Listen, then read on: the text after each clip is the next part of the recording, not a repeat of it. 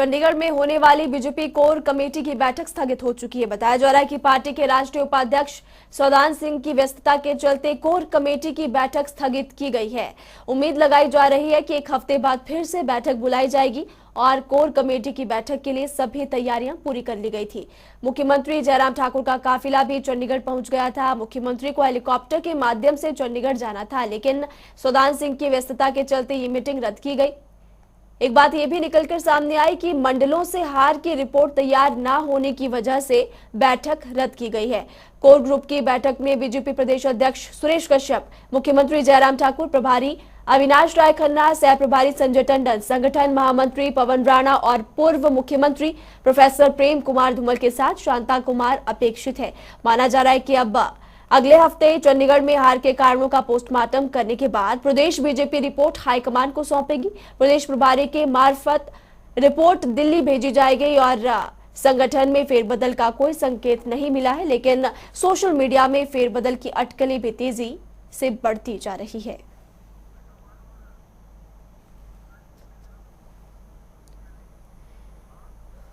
तो इसी खबर पर ज्यादा जानकारी के लिए हमारे साथ शिमला से विकास शर्मा जुड़े हुए और न्यूज रूम से हमारे सहयोगी अंकुश डोभाल लाइव जुड़ चुके। सबसे पहले विकास शर्मा का रुख करते हैं। विकास, क्योंकि देखिए अब बड़ी बैठक ये आज होने वाली थी, लेकिन किन किन कारणों की वजह से स्थगित की गई, दो मेन कारण बताए जा रहे हैं।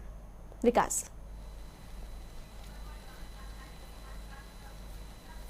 बिल्कुल, देखिए सबसे बड़ी बात यही है जो आपने कहा है, जिस तरह से बिल्कुल सही है कि सौदान सिंह जो है वो व्यस्त रहे और उनकी व्यस्तता इसलिए भी ज्यादा बढ़ गई क्योंकि बीजेपी की हार के ऊपर मंथन था और ऐसे में बहुत जरूरी था इस बैठक में पहुंचना। उनके पूरी तरह से प्रयास उनका यही था कि इस बैठक को जो है वो निपटाया जाए।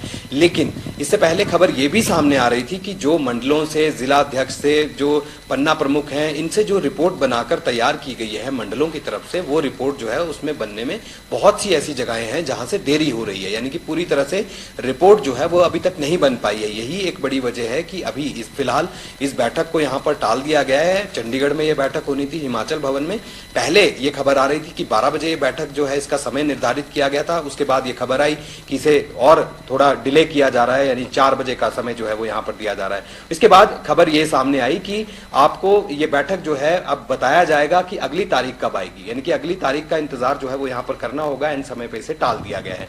हालांकि ये तैयारी जो है इससे पहले हो जानी चाहिए थी। जानकार ये बता रहे हैं कि तैयारी पूरी तरह से, हालांकि इसके पीछे क्या कारण है, जो कारण अभी तक बताए जा रहे हैं वो यही है, लेकिन असल कारण जो है वो क्या है वो अभी भी एक प्रश्न चिन्ह बनकर जो है वो सामने खड़ा है। लेकिन जो भाजपा की बड़ी हार हिमाचल प्रदेश में हुई है, देखिए महिमा, बड़ी मोटे मोटे तौर पर अगर मैं बताऊं तो जिस तरह से जेपी नड्डा राष्ट्रीय अध्यक्ष हैं भाजपा के, हिमाचल प्रदेश उनका गृह जो राज्य है और ऐसे में गृह राज्य होने के बाद जिम्मेवारी जो है वो और उनकी बढ़ जाती है। किस तरह से जिम्मेवारी बढ़ी है, संगठन किस स्तर पर यहाँ पर काम कर रहा था, सरकार यहाँ पर क्या काम कर रही थी, क्योंकि भाजपा की सरकार राज्य में है, हिमाचल प्रदेश में है।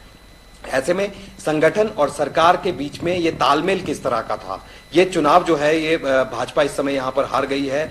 भाजपा की सरकार राज्य में थी और संगठन जो है वो किस तरह से हावी हुआ, या राज्य सरकार की क्या गलतियां रही, या क्या टिकट आवंटन को लेकर जो है वो गलतियां की गई, या फिर भीतरघात। देखिए मुख्यमंत्री ने खुलकर दो चीजों के ऊपर बात कही थी जब हार के बाद उनसे हमने बात की थी। जनता टीवी ने जब बात करने के दौरान एक्सक्लूसिव बातचीत में उन्होंने साफ तौर पर यह कहा था कि एक महंगाई बहुत बड़ा मुद्दा था, महंगाई को बड़ा हथियार बनाकर कांग्रेस ने सामने लाया, जनता के बीच में लेकर गए। और दूसरी बड़ी बात उन्होंने की कि भीतरघात, आखिरकार ये भीतरघात की जो बात की जा रही है, क्या मुख्यमंत्री जयराम ठाकुर को यह पहले से पता था कि इस तरह का भीतरघात जो है वो हो सकता था? क्या राष्ट्रीय पार्टी जिस तरह से जो भाजपा कहती है कि दुनिया की सबसे बड़ी पार्टी है और विश्व की सबसे बड़ी पार्टी होने के बाद, क्या इनका कोई ऐसा प्रत्याशी जिसका टिकट जो है वो देने के बाद वहां जमानत जो है उसकी जब्त हो जाए? ये यकीन करना बेहद मुश्किल है, क्योंकि जो पहले ही सीआईडी की रिपोर्ट थी, आईबी की रिपोर्ट थी, जो इंटरनल रिपोर्ट थी संगठन की, ये तमाम चीजें थी। पहले ये जायजा लिया जाता है, उसके बाद टिकट का आवंटन यहाँ पर किया जाता है। क्या सबसे बड़ा प्रश्न चिन्ह इस बात को लेकर भी है, क्या हाईकमान को पहले ही ये पता था कि ये सारी सीटें जो है वो जा रही हैं, या इसके पीछे वजह कुछ और थी? क्या ये सुनियोजित तरीके से जो है ये तमाम चीजें देखी जा रही हैं?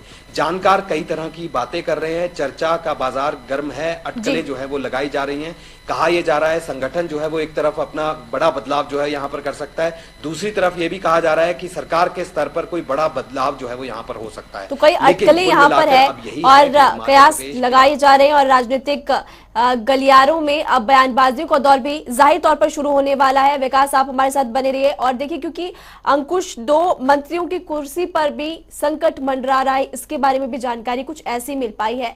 फेरबदल की अटकलों में कितना दम?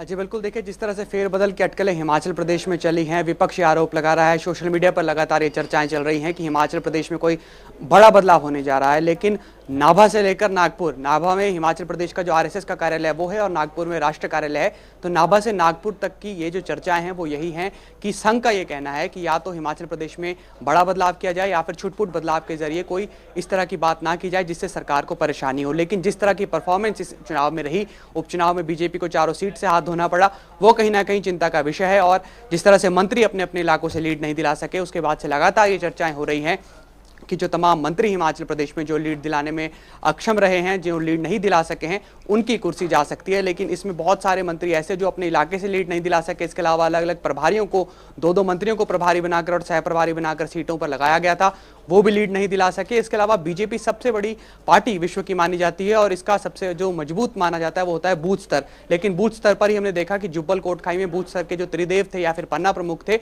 उन्होंने ही बीजेपी के खिलाफ काम किया। यानी कि कुल मिलाकर जो शक्ति बीजेपी की मानी जाती थी वही बीजेपी के खिलाफ गई।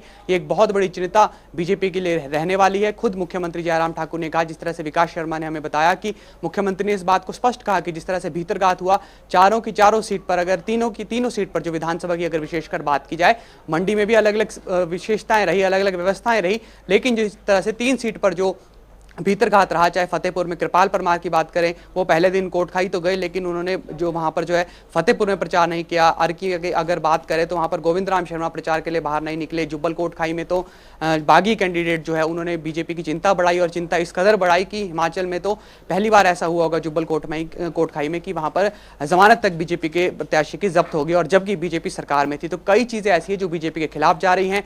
संगठन को लेकर भी चर्चा के जो लगातार चर्चाएं हैं वो चल रही है कि किस तरह से जो प्रदेश अध्यक्ष है क्या उन्हें बदला जाए या फिर मुख्यमंत्री की कुर्सी को लेकर तमाम अलग अलग बातें। लेकिन लगातार जो अटकलें हैं इसको खारिज सरकार और संगठन की ओर से किया जा रहा है। लेकिन विपक्ष के पास एक बहुत बड़ा मौका सरकार को घेरने का मिल रहा है और आज ये जो बैठक रहने वाली थी ये एक बहुत अहम बैठक थी। हालांकि इसमें कोई फैसला नहीं होना था, लेकिन जो तमाम बातें थी, जो रिपोर्ट्स थी, वो दिल्ली जानी थी। जो राष्ट्रीय उपाध्यक्ष सौदान सिंह चंडीगढ़ पहुंचने वाले थे, उन्होंने ये रिपोर्ट बीजेपी की जो हाईकमान है उन्हें सौंपनी थी। लेकिन फिलहाल ये बैठक चल रही है तो हाईकमान को सौंपनी थी। और विकास, इस बैठक को लेकर अगर समझे तो कितनी महत्वपूर्ण ये बैठक रहने वाली थी, क्योंकि देखिए इस बैठक के जरिए कुछ कहा यह भी जा रहा था कि मंत्रियों के अलावा कुछ विधायक जिन विधानसभाओं में चुनाव हुए हैं उन पर भी गाज गिर सकती थी।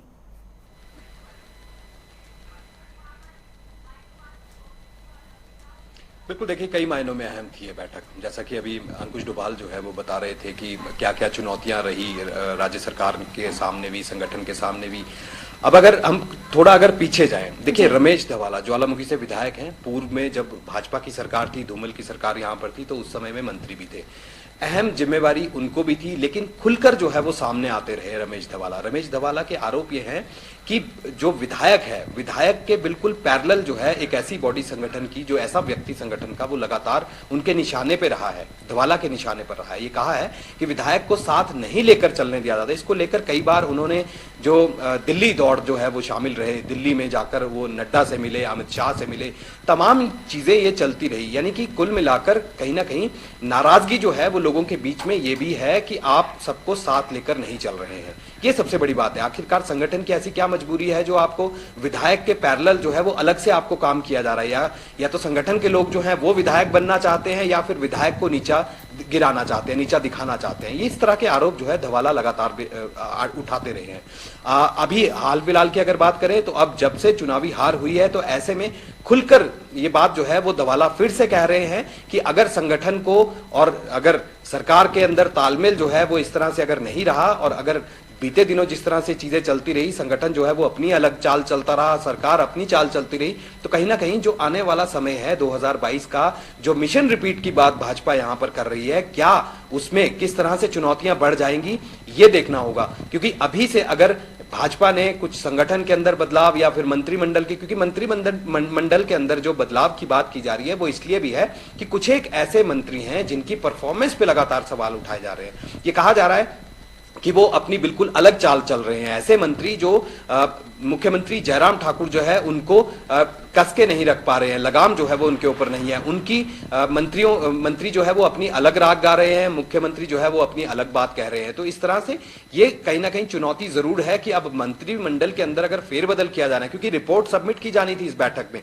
ये तो बहुत जरूरी था। और इसके बाद अगर दिल्ली वो रिपोर्ट अगर जाती है दिल्ली में, फिर हाईकमान को यह फैसला यहां पर लेना था कि आखिरकार किया क्या जाना है, क्या संगठन में बदलाव की जरूरत है या फिर सरकार के अंदर जो मंत्रिमंडल है या मुख्यमंत्री का चेहरा बदलने की बात जो की जा रही थी, अब वो बिल्कुल स्थिति साफ हो गई है कि मुख्यमंत्री को अब कुछ समय के लिए तो बदला नहीं जाना चाहिए, ये बिल्कुल साफ है। तो ऐसे में ये अटकलों का बाजार बिल्कुल खत्म यहां पर कर दिया गया कि मुख्यमंत्री का चेहरा जो है वो यहां पर नहीं बदला जा सकता। लेकिन मंत्रिमंडल में अहम बदलाव जो यहां पर किया जा सकता है, क्या मंत्रिमंडल के जो पोर्टफोलियो है मंत्रियों के, उनके अंदर बदलाव किया जाना है या फिर मंत्रियों को ही अब बदला जाना है, ये बड़ा सवाल है। और अगर इस तरह का बदलाव अगर होता है तो बेहद कम समय है, और इस कम समय के अंदर आपके पास ये मान के चलिए कि अब फिलहाल 6 महीने का समय जो है वो यहां पर बचा है, क्योंकि उसके अगले 6 महीने तो आपको तैयारी करनी है कि चुनाव आ गए हैं। तो ऐसे में 1 साल के अंदर से अगर आप देखें तो 6 महीने का ऐसा समय है जब बीजेपी को अपने कार्यकाल के दौरान, अपनी सरकार के कार्यकाल के दौरान कुछ करके यहां पर दिखाना है, ताकि जो मिशन रिपीट की बात यहां पर की जा रही है कि 2022 का जो मिशन रिपीट यहां पर करना है वो किस तरह से किया जाना है। क्या राज्य के जो विकासात्मक कार्य हैं, क्योंकि कोविड काल था, कोविड काल के दौरान पहले ही बड़ा झटका राज्य सरकार को यहां पर लगा है, कई ऐसे योजनाएं थी, कई ऐसी परियोजनाएं थी जो लंबित यहां पर रह गई, जो विकासात्मक कार्य यहां पर होने थे वो भी यहां पर जो है वो अब देरी से हो रहे हैं। हालांकि लक्ष्य निर्धारण की बात जो है वो मुख्यमंत्री अब एक्शन मोड में है। मुख्यमंत्री जब से अब चुनाव हारी है भाजपा यहां पर, तब से एक्शन मोड में नजर आ रहे हैं। अलग अलग विभागों के साथ बैठकें की जा रही है, कोविड परेशानी है, कोविड के साथ साथ जो हिमाचल प्रदेश की और ताबड़तोड़ बैठकें यहाँ पर की जा रही हैं। कुछ अगर मोटे मोटे तौर पर समझे तो कहीं ना कहीं ये जो बैठक होने वाली थी और आने वाले 1 हफ्ते बाद ही अगर ये बैठक होगी तो कहीं ना कहीं संगठन और सरकार में मजबूती के लिए ये बैठक होने वाली, और आगामी विधानसभा चुनाव साल 2022 में जो होने वाले हैं उसको लेकर रणनीति अभी से बीजेपी तैयार करना शुरू कर चुकी है।